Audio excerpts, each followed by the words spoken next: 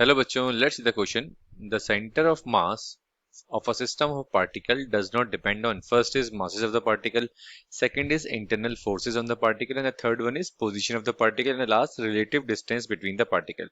तो बच्चों अगर यहाँ पे हम बात करें की कंसेप्ट की तो आपको अगर बेसिक फॉर्मूला क्लियर है सेंटर ऑफ मास का तो आप इजीली आइडेंटिफाई कर सकते हैं। ठीक है, तो यहाँ पे हम लिख रहे हैं बच्चों the position of centre of mass. तो यहाँ पे बच्चों अपना की कंसेप्ट क्या हो जाएगा, आपको बेसिक फॉर्मूला क्लियर होना चाहिए, आप तो इजीली इस क्वेश्चन को सॉल्व कर सकते हैं। ठीक है, तो इसको एक बार मैं दोबारा लिख देता हूँ बच्चों। तो ये हो जाएगा अपना की कंसेप्ट बच्चों, की कंसेप्ट हो जाएगा अपना, की कंसेप्ट हो गया अपना position of centre of mass. The position of centre of mass is given by, the position of centre of mass is given by, तो यहाँ पे आप लिख सकते हैं आर, ये एक पोजीशन है सेंटर ऑफ मास की। ठीक है, m1 r1 वेक्टर प्लस, ये भी वेक्टर में चलेगा, m2 r2 vector plus m3 r3 vector plus plus plus dash dash dash mn rn, ये हमारा कोई लास्ट पार्टिकल हो गया। ठीक है, अपॉन क्या होता है बच्चों, तो अपॉन में आएगा m1 plus m2 plus m3 dash dash dash dash, last particle कितना आ गया हमारा mn। तो यहाँ पे आप देख सकते हैं बच्चों centre of mass basically point क्या होता है, what is mean by centre of mass.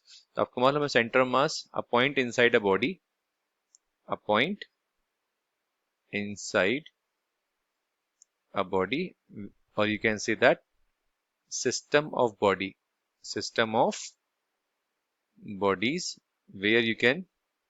where whole mass of the system appear to be concentrated, where whole mass of the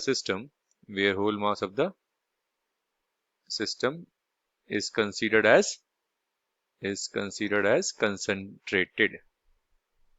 ठीक है, तो ये क्या होता है बच्चों, अपना सेंटर ऑफ मास होता है एक वो पॉइंट उस बॉडी के अंदर जहां पर, या उस बॉडी पर जहां पर पूरा मास उस बॉडी का क्या हो रहा है, कंसंट्रेट हो रहा है बच्चों। ठीक है, उस पॉइंट को क्या बोलते हैं बच्चों, सेंटर ऑफ मास बोलते हैं। ठीक है, ये फॉर्मूला होता है। तो इसका मतलब यहाँ पे हमारा सेंटर ऑफ मास किन किन पे डिपेंड कर रहा है बच्चों, तो हम देखते हैं यहाँ पर। तो सेंटर ऑफ मास हमारा फर्स्ट डिपेंड कर रहा है बच्चों मास पर। सेंटर ऑफ मास किस पे डिपेंड कर रहा है, फर्स्ट मास पे डिपेंड कर रहा है। ठीक है, दूसरा किस पे डिपेंड कर रहा है बच्चों, पोजिशन पे डिपेंड कर रहा है। किस पे डिपेंड कर रहा है, पोजीशन पे। ठीक है, थर्ड, अगर आप पोजीशन चेंज करेंगे तो ऑब्वियसली बात है सेंटर ऑफ मास भी चेंज होगा। तो आप बोल सकते हैं रिलेटिव पोजीशन पे भी चेंज डिपेंड कर रहा है, रिलेटिव डिस्टेंस पे भी हमारा सेंटर ऑफ मास डिपेंड कर रहा है। तो इसका मतलब बच्चों किस पे डिपेंड नहीं कर रहा है हमारा centre of mass, yes centre of mass depend नहीं कर रहा बच्चा हमारा फोर्स पर। ठीक है, तो आप बोल सकते हैं centre of mass does not depend on force, तो हमारा सेंटर ऑफ मास फोर्स पर डिपेंड नहीं करता है।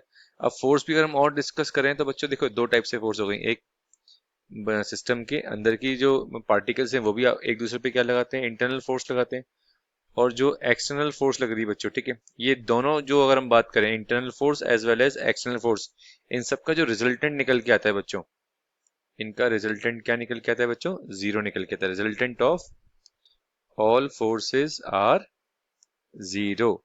इसकी वजह से बच्चों इंटरनल फोर्स पे डिपेंड नहीं करता, ना ही वो एक्सटर्नल फोर्स पर डिपेंड करता है, कि एक्सटर्नल फोर्स का रिजल्टेंट क्या निकल के आता है, जीरो निकल के आता है इस वजह से। ठीक है, तो एक बार ऑप्शन चेक कर लेते हैं बच्चों। तो फर्स्ट ऑप्शन हो गया masses of the particle, yes यदि हमारा आंसर नहीं होगा, मास पे तो डिपेंड करता है, yes internal force of particles पे डिपेंड नहीं करता है। ठीक है, पोजीशन ऑफ द पार्टिकल पे भी डिपेंड करता है। ठीक है, इस पे भी डिपेंड करता है, इसलिए ये भी ऑप्शन नहीं होगा हमारा। रिलेटिव डिस्टेंस पे भी डिपेंड करता है, इसलिए ऑप्शन भी नहीं होगा, उसमें डज नॉट डिपेंड, इसलिए हमारा करेक्ट ऑप्शन क्या हो जाएगा बच्चों, सेकंड हो जाएगा। So our correct option is, so our correct option is second. I hope this solution is clear to you. All the very best बच्चों।